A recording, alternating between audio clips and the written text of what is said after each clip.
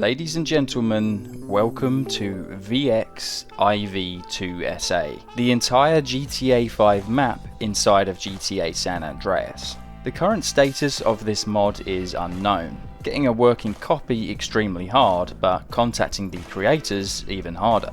The mod currently only resides on a social media platform called VK.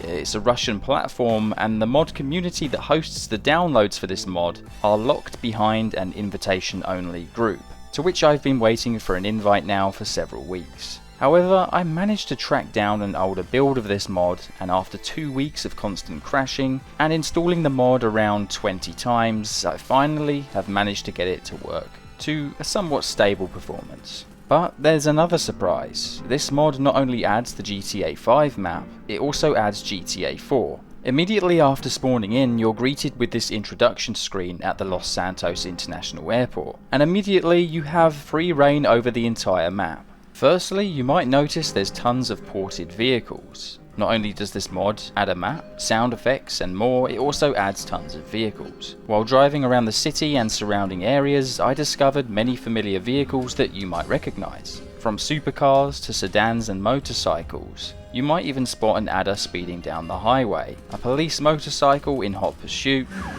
and even the blimp in downtown Los Santos. Speaking of which, look how beautiful this mod actually is. This is an insane draw distance, allowing us to see all the way deep into downtown. Very impressive for the renderware engine, the engine that San Andreas is built within. I bet they never expected that this would happen 20 years later. And sure, while there might be some pop-in and load-in issues, the fact that this map with this ambitious of a draw distance is even working on 20-year-old hardware is seriously impressive. So let's start off with the city.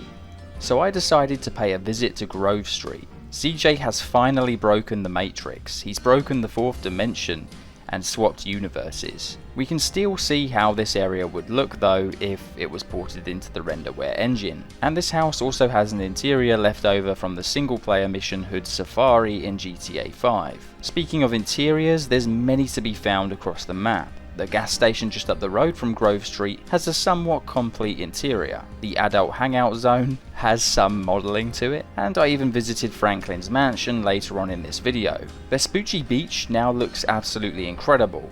I also opted to keep the San Andreas style graphics, not only because it lagged badly installing a graphics mod, but also this orange sky really makes this whole thing feel kind of surreal, like kind of a liminal space or a back rooms kind of thing. A 3D character and rules of a 3D universe painted over a HD landscape. It's really interesting, and when you think about it, it's kind of scary at the same time. There's also a new feature that's been added.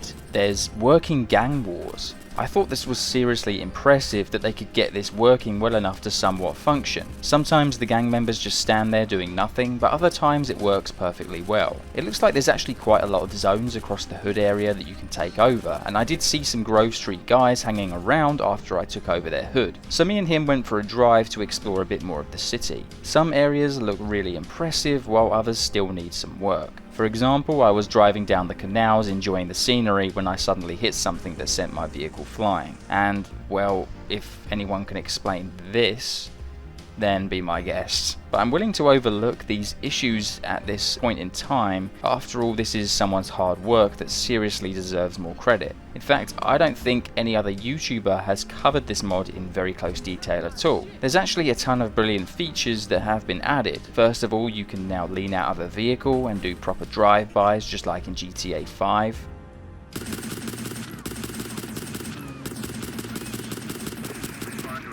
There's also now more sound effects for weapons and stuff like that. The pickup sound effects have changed, as well as sirens and other miscellaneous features. It definitely makes the game feel more realistic.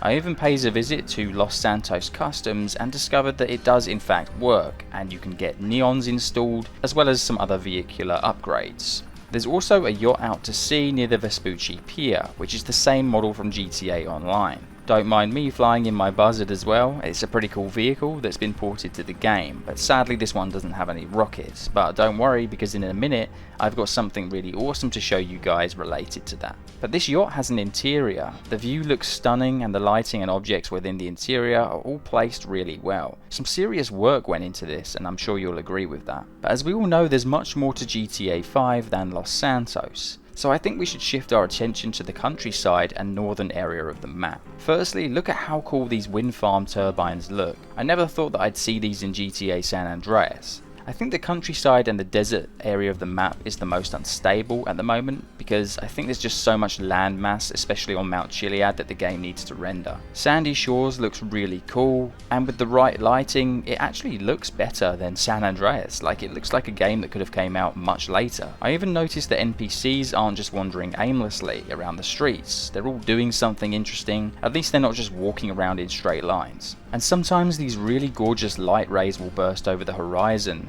and that's the only graphical mod that seems to be installed on this project. You'll probably recognise this. This is the plane shot down in the mission Minor Turbulence in GTA 5, the Trevor mission. Well, the Alamo Sea in this mod doesn't currently have any water, so I decided to go exploring and discovered that you can literally walk on the bed of the lake.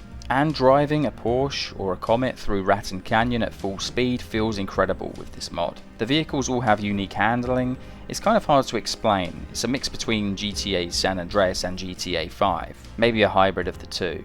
You may also recognise this tunnel here that connects Mount Chiliad and the countryside areas to Palito Bay. I decided it would be a fun idea to fly a plane and explore before I went up to the top of Mount Chiliad. Firstly, how cool do these rockets sound?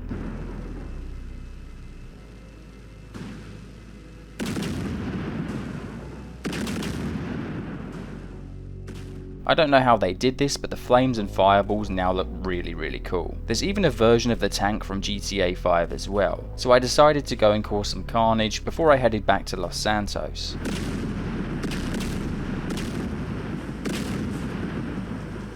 But first, I wanted to go up to the top of Mount Chiliad to see if I could see the city from the very top, but to no surprise, that wasn't the case. I don't know if my computer would have been able to handle it on this engine if I had, but the really cool Easter egg mural is up here as well. I also decided to do a little skydive off the top with a parachute, and the view was really cool. Unfortunately, the chairlifts don't work, but I didn't really expect them to anyway. I wanted to pay a quick visit to the observatory. I wanted to see whether I could finally see the city from there. I have to say it looks really great from up here, but the downtown is just outside the render distance. So I headed over to Franklin's mansion and decided to drive on up through the hills. Pulling into his garage and going inside, to my surprise there was tons of objects and props all over the place. I didn't actually expect to see so much detail in this property and this interior. I expected it to be extremely low poly and low detail. However, the view from the balcony is absolutely incredible. And I tried to visit Michael's house, but unfortunately, for whatever reason, there's so many props in there and it starts lagging and the game would crash frequently. So I guess Franklin's mansion is the best we're going to get when we go exploring in some of these interiors. One thing I do want to point out is that you can go to the airport and buy an airplane ticket over to Liberty City, but I think that's definitely smart to leave that for a future video. If you want to see me exploring Liberty City in GTA San Andreas, then let me know down in the comment section below. The only way I know these videos are doing well is if it gets a lot of engagement, and I do often read the comments. So let me know down below if that's something you want to see. If you're new around here, make sure you subscribe so you don't miss it, and while you're at it, why don't you check out one of my other videos on screen here. And I'll see you guys in another video.